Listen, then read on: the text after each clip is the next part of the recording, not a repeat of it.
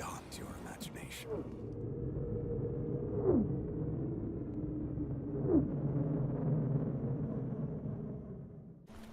What's going on? And today we are going over the top 10 game-killing mistakes that everyone, yes this includes you, does in Black Ops Zombies or in any Call of Duty Zombies game in fact. And in no particular order, number 10 is opening doors to Juggernog or the mystery box in the early rounds. Specifically, as you can see in the gameplay on Shadows of Evil, opening the door to the mystery box or opening the door closest to Jug really kind of serves no purpose. I mean, it's round 2, it's round 3, do you really need Juggernog right now? Do you really need the mystery box right now? In all reality, you could probably survive up until round 10 with nothing but an RK5 or an LCAR-9, something like that. And there are better doors to be opened. For example, the door wherever the train is at would be a really good door to open. Saves you thousands of points in the long run and helps you open the Pack-a-Punch machine earlier.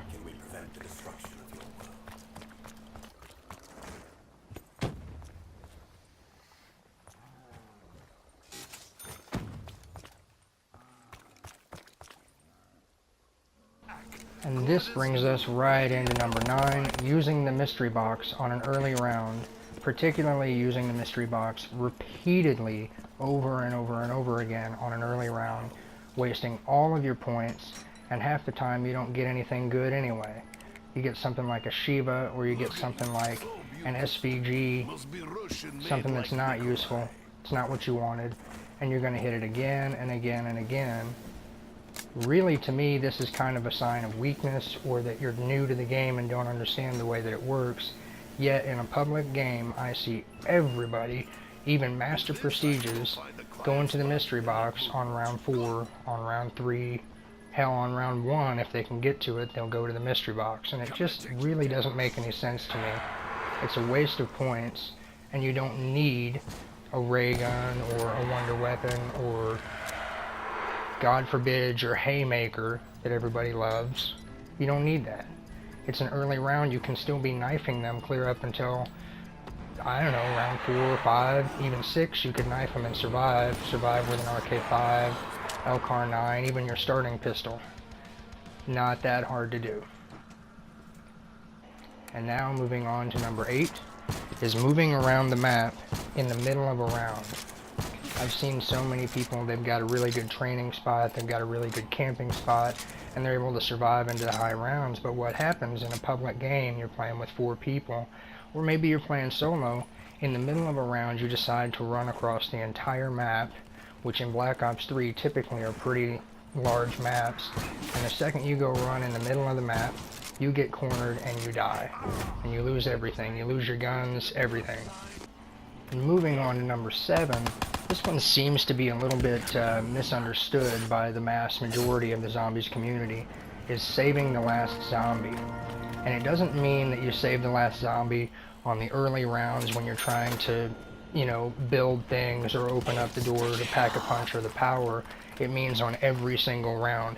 Whether it's round 1, whether it's round 100, you save the last zombie until every single player is ready to move on to the next round. Period.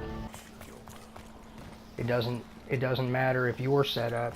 If everybody else is not set up, they're going to go down because they don't have ammo, because you ended the round before they could get ammo. Moving on to number 6 is not spawning players near Juggernog or near the shield when they've bled out. If you're the last man standing and everybody else is spectating, wherever you kill the last zombie is where the other players are going to spawn in at the start of the round. And the higher the round it is, the harder it is to recover and get back in the game. But on pretty much any zombies map since Black Ops 2's Transit, the first thing you're going to do when you spawn back in is what? You're going to go get a shield. So you have protection on your back, so you're not getting hit from behind. The very next thing you're going to want to do if you have points is go get Juggernog. Okay? Now, once you've got a shield and Juggernog, you're worrying about getting a weapon and how to kill. But before you can kill, you have to be able to survive. And if you don't spawn players in near Juggernog or near the shield, you're setting them up for failure every single time. Number 5 is letting players bleed out. And typically when you play with friends, this may not happen as much. But if you're playing in a public game, you could be playing with people who have never played before and they're not even Prestige 1, or you could be playing with people who are Master Prestige. It really doesn't matter. In public games, nobody seems to want to go for the revive, and I don't quite understand it. If you've ever heard of Relaxing End, he's widely known as one of the best, if not the best, zombies players ever. And if you watch his videos, in at least half of his videos, he showcases him playing with randoms and getting mass amounts of revives the entire game. Revive everybody, because just like in the last thing we talked about, starting on any round with nothing is going to be hard to get set back up. It's going to be hard to recover. You're going to have to go get weapons again. You're going to have to go get perks again. You're going to have to go get the shield again. If you just revive them, they get to keep their weapons, keep their shield, and all they lost is their perks, and they can keep going.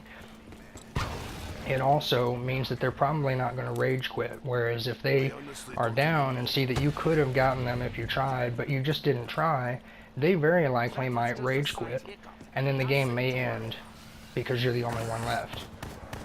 Number 4 is going into last man standing. If you're not reviving other players and you're letting them bleed out, probably what's going to happen is you're going to be the only person alive, you're going to be the last man standing, and it's going to be up to you to keep the game going. Everybody playing is now depending on you to keep the game going, and if you go down one time, the entire game is over for everyone, and you might be on round 20, round 30, you might be 2 hours into this game that now you're going to have to restart because you didn't go for revives. And even if the other players aren't very good, and even if they're going down frequently, at least if you go down, there's a chance they could revive you and the game could still go on. But not if you go into last man standing and go. Here's one that seems to be kind of new to Black Ops 3. I mean, maybe it existed a little bit in prior Zombies games, but I think it's definitely gotten a lot worse in Black Ops 3, and that is rage quitting. And I don't quite understand it because, you know, you're playing a game and let's say you go down and you lost your perkaholic. Boo-hoo. You know, that's your problem, it's your fault. You know, nobody else did it to you. But you could be, again, on round 20, round 30, maybe you're 2 hours into this game and you rage quit, and what are you going to do? You're going to turn around and start the game back up from round 1. That makes absolutely no sense. It makes no sense to rage quit, and the problem with rage quitting really is that the second one person does it, everybody else starts to do it as well.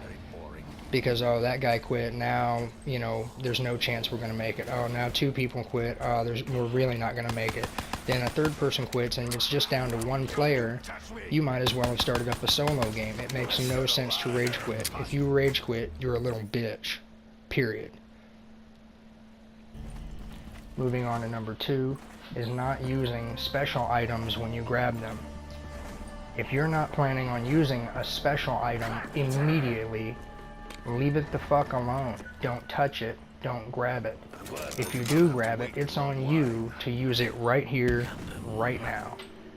Because if you grab it and then don't use it, somebody else might have grabbed it and might have used it right away. You're holding up the game for everybody else. And the problem with these special items is that they're detrimental to the game if they're not used. You may not get your wonder weapon, you may not get your specialist weapon, you may not be able to open up Pack-a-Punch. It got so bad on Shadows of Evil that they had to release a patch update to create a shared inventory for all players, because it didn't matter how good of a Zombies player you were. If you played on a public game, you would never get Pack-a-Punch open. I don't care how long the game went on, because somebody would grab an item and not put it down. It's stupid. Really stupid. So I figured I'd go ahead and throw in an honorable mention, because even though it didn't make my list, it's pretty fucking irritating, and that is stealing other people's kills. It's most commonly seen on maps where you're starting out with barricades, which is what, every map, and there are always at least 4 barricades so that 4 players can have their own window and get their own kills. But for some reason, people want to go up and steal your kills, steal your points, But it's not just on the early rounds, it's on any round. If we're on round 40 and I've got a train of zombies, I've got a train of zombies, not you. Don't come up and kill my train of zombies. You might end the round when I wasn't wanting it to end. You're stealing my kills and you're stealing my points. Don't do it. And number 1 is going broke and then going down. That is spending all of your points to get all these perks or your mystery box weapon that you needed so dearly on round 5, and then going down and losing all of your perks, all of your money, and there's a chance you may not get revived and you don't have anything.